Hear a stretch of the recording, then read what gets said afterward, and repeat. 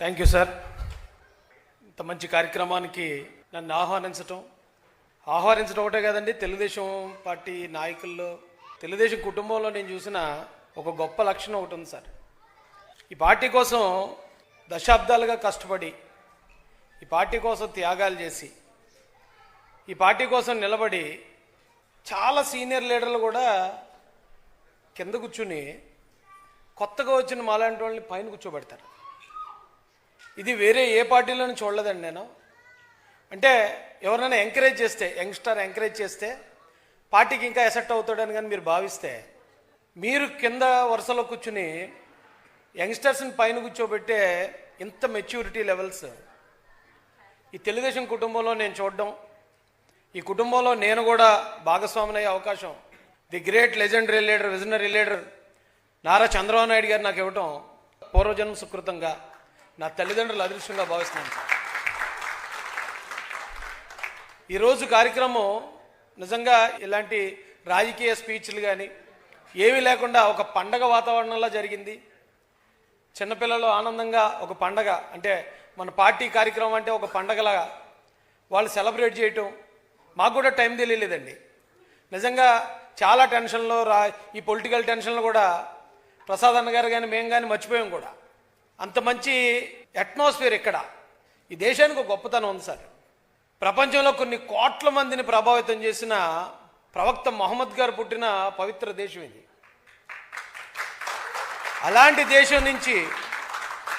అలాంటి దేశంలో పసుపంత స్వచ్ఛమైన ఈ తెలుగుదేశం కుటుంబంతో కలుసుకుని మాట్లాడే అవకాశం కల్పించిన పెద్దలందరికీ కూడా హృదయపూర్వక ధన్యవాదాలు తెలియజేస్తున్నాను సార్. చాలా ఆనందంగా అనిపించిందండి నాకైతే. నేను చాలా వేదికల మీద మాట్లాడాను, కానీ ఇక్కడ మీరు మాట్లాడుతున్న మాటలు కానీ, మీరు పడిన కష్టాన్ని చెప్పే విధానం కానీ 100% జెన్యూన్ సార్. ఇది నేను వస్తున్నానండి, వస్తుంటే హైదరాబాదు ఎయిర్పోర్ట్ దగ్గర నేను కూర్చున్నప్పుడు నేను అనుకుంటున్నాను, 4 hours జర్నీ, రేపు అక్కడ మీటింగ్ అయిపోయిన తర్వాత మళ్ళీ 4 hours జర్నీ, నాకు ఇక్కడ పని ఉంది కదా అని నేను అనుకుంటున్నప్పుడు నా పక్కన చాలామంది బ్యాగులు తగిలించుకుని కూర్చుని ఉన్నారు. అందరు తెలుగోళ్ళే. వాళ్ళు మాట్లాడుకుంటున్నారు, నేను మళ్ళీ ఊరు రావాలంటే 2 సంవత్సరాలు పడుతుంది, నేను మళ్ళీ ఊరు వెళ్ళాలంటే 3 సంవత్సరాలు అవుద్ది అని వాళ్ళ చిన్న పిల్లతో, పాప ఇంటి దగ్గర వదిలేశాడు, ఆ పాపతో వీడియో కాల్ అక్కడి నుంచి మాట్లాడుకుంటున్నాడండి. వాళ్ళ భార్య తనతో వీడియో కాల్ మాట్లాడుతున్న తమ్ముడిని చూశాను. అప్పుడు కూడా నాకు చాలా బాధ అనిపించిందండి. ఈ ఫ్యామిలీని, నా భార్య పిల్లల్ని నేను మరొక 2-3 సంవత్సరాలు చూడను, అయినా కూడా నా కుటుంబం కోసం కష్టపడాలని ఇంత దూరం మీరు వచ్చి పనిచేస్తున్నారంటే అసలు మీకు పాదాభివందనం చేసినా కూడా తక్కువ. ఎందుకంటే మీరు ప్రభుత్వాన్ని రిజర్వేషన్లు అడగట్లే, మీరు ప్రభుత్వంలో మాకు ఈనాటి ముఖ్య అతిథి వర్యులు మన ఆంధ్రప్రదేశ్ రాష్ట్ర గౌరవ ముఖ్యమంత్రి వర్యులు గౌరవనీయులు శ్రీ నారా చంద్రబాబు నాయుడు గారు మన అందరినీ కూడా కలుసుకునేందుకు ఈ ప్రజా వేదిక వద్దకు విచ్చేయబోతూ ఉన్నారు. అందరినీ కూడా వారి వారి స్థానంలో ఆసనలు కావాల్సిందిగా తెలియజేస్తున్నాం. పరిశుభ్రం, ఆరోగ్యం, ఒక అడుగు ముందుకు, స్వచ్ఛత వైపు, స్వర్ణాంధ్ర స్వచ్ఛాంధ్ర, మంచి ఆలోచన వైపు, స్వర్ణాంధ్ర స్వచ్ఛాంధ్ర, మంచి ఆలోచనలు, ఆరోగ్యవంతమైనటువంటి శరీరం. ఎక్కడికి వచ్చి కూర్చుని పార్టీ కండువా వేసుకుని తెలుగుదేశం ఈ కార్యకర్తగా నేను గర్వపడుతున్నానని చెప్తున్నారంటే, మీకన్నా 24 క్యారెట్ గోల్డ్ కార్యకర్తలు పార్టీకి దొరకరండి. సంతోషంగా ఉంది సార్ మిమ్మల్ని అందరిని చూస్తున్నప్పుడు. ఎందుకంటే నాకు చంద్రబాబు నాయుడు గారు అంటే చాలా ఇష్టం అండి. లోకేష్ గారిని చూసిన తర్వాత కూడా పదవులు ఉన్నా లేకపోయినా ఇలాంటి వాళ్ళ దగ్గర పనిచేస్తే రేపు పొద్దున్న నా తర్వాత రోజులు చెప్పుకుంటారు, మా నాన్న లేకపోతే మా తాత చంద్రబాబు నాయుడు గారితో కలిసి పనిచేశారనే ఒక గర్వం కోసం పనిచేస్తుంటాను. అంత నచ్చుతారు నాకు. అయితే వాళ్ళు, నేను చంద్రబాబు నాయుడు గారి గురించి ఒక మాట చెప్తాను. మనందరికీ తెలిసినాయి, ఆయన విజనరీ అని తెలుసు. హైదరాబాద్ని కట్టాడు, ఇప్పుడు అమరావతిని కడతాడు, రేపు పొద్దున ఆంధ్రప్రదేశ్ని కూడా ప్రపంచ స్థాయిలో నిలబెడతాడనేది అందరికీ తెలుసు. కానీ ఆయన చేసిన ఇంకొకటి ఉంది సార్. ఇందా పిల్లలు బాలయ్యబాబు స్టెప్లు వేస్తుంటే మనందరూ ఊగిపోతున్నాం. బాలయ్యబాబు అంటే మనందరికీ ఇష్టమే. బాలకృష్ణ గారి సినిమా నరసింహనాయుడు అని ఉంటుంది సార్ సినిమా. ఆ సినిమాలో ఘోరమైన క్రూరమైన రౌడీలు, విలన్స్ ఉంటారు. వాళ్ళు ప్రతిరోజు ఎవరో ఒకరిని చంపుతూ ఉంటారు మంచోళ్ళని. అప్పుడు బాలకృష్ణ గారు ఒక థియరీ చెప్తారు, ఇంటికి ఒక కొడుకుని ఇవ్వండి, అవసరమైతే మనం చావటమో చంపటం, కానీ ఇంటికి ఒక కొడుకు వస్తే మన కుటుంబాలను మనం కాపాడుకోవచ్చు అనే ఒక సూపర్ థియరీ ఒకటి ఆ సినిమాలో ఉంటుంది. మనందరం ఇచ్చామో లేదో నాకు తెలియదు కానండి, మనం చెప్పుకుంటున్న ఈ విజనరీ లీడర్ అప్పటికే 3 సార్లు ముఖ్యమంత్రి, ఈ భారతదేశంలో టాప్ 5లో ఉన్న అతి నిజాయితీపరుడైన సీనియర్ మోస్ట్ పొలిటీషియన్, ఆయనకున్న ఒక్కగానొక్క కొడుకు నారా లోకేష్ గారు. ఆయన ప్రాణాన్ని బలిచ్చాడండి. ఆయన మీకు గుర్తుందో లేదో, ఆ రోజున ఆయన పాదయాత్ర మొదలుపెట్టినప్పుడు ఊరికి 100 మంది రౌడీలు రెడీగా ఉన్నారు ఆయన్ని ఆపడానికి, ఆయన కొట్టడానికి, ఆయన చంపడానికి. దశరథుడు కూడా భయపడ్డాడండి శ్రీరామచంద్రుడిని పంపించడానికి. కానీ నారా చంద్రబాబు నాయుడు గారు భయపడలేదండి. ఆయన కాళ్ళకి దండం పెట్టి వెళ్తూ ఉంటే ఆయన కళ్ళలో బాధ ఉంది, కానీ ఈ రాష్ట్రం కోసం ఎన్నో త్యాగాలు చేశాను, నా ఒక్కగానొక్క కొడుకును కూడా త్యాగం చేస్తానని పంపించిన ఆయనకన్నా ఆ తెలుగు జాతి మీద ప్రేమనోడు మనకు మరొక 5 దశాబ్దాల దాకా కూడా కనపడ్డండి. ఆవేళ ఆయన కూడా నరసింహనాయుడు సినిమాలో బాలేబాబులాగే మన లోకేష్ గారు కూడా ఆ మామూలుగా ఉణికించలేదండి ఆ విలన్స్ని. ఆయనకి ఎక్కడికక్కడ ఆటంకాలు ఎదురైనా, హత్యా ప్రయత్నాలు జరిగిన, కోడిగుడ్లు ఇసిరిన, ఎక్కడికక్కడ భీమవరంలో మీరు చూసే ఉంటారు ఆయన మీద ఎంతమంది రాళ్ళు ఇసిరారు. పోలీసులు ఒక పక్కన, ఈ గంజాయి బ్యాచ్ రప్పా బ్యాచ్లు మరో పక్కన. రప్పా బ్యాచ్ల్ని ఆయన అధికారంలోకి రాకముందే తొక్క తీసాడండి. ఆయన్ని చాలామంది అంటారు సార్, ఇప్పుడు ఆయన అవమానించడానికో, ఆయన రెడ్ బుక్ అనో, లేకపోతే మరొకటి విమర్శించడానికి ట్రై చేస్తున్నారండి కొంతమంది. మరి విలన్స్ కోసం రెడ్ బుక్ రాయకపోతే గుడ్ బుక్ రాస్తారా? గుడ్ బుక్ రాస్తారండి. అలాంటి వాళ్ళు చంపేసి శవాలను ఇళ్ల ముందు ఇసిరేసే క్రూరులు, పోలీస్ స్టేషన్లో శిరోమండనాలు చేయించే నరరూప రాక్షసులకి దేవుడు కూడా ఆయుధమే వాడాడు, కానీ ఏమన్నా పూల మొక్కలు ఏమైనా ఇసిరేటండి? ఇసరటగా. విలన్స్కి ఎప్పుడు మంచి మనిషికో మాట, గొడ్డుకొక దెబ్బ.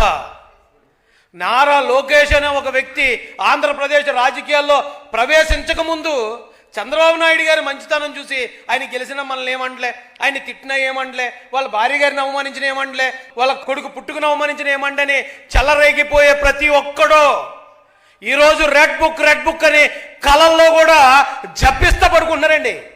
నిద్ర లేదు. ఆ విలన్లని ప్రతి ఒక్కడికి ఆ రోజున అవమానించిన ప్రతి ఒక్కడు ఈరోజు ఇళ్లల్లో నుంచి బయటికి రావట్లేదంటే ఏమండి, హీరో అంటే దానాలు ధర్మాలు చేయటం కాదండి.